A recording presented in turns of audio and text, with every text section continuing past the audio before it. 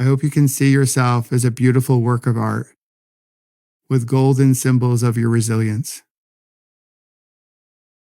And between now and the next time we practice together, if you have a challenging moment, slow down, come back to your breath, and know that you got this, because you've gotten through all your challenging moments to date, and you're going to get through the next one.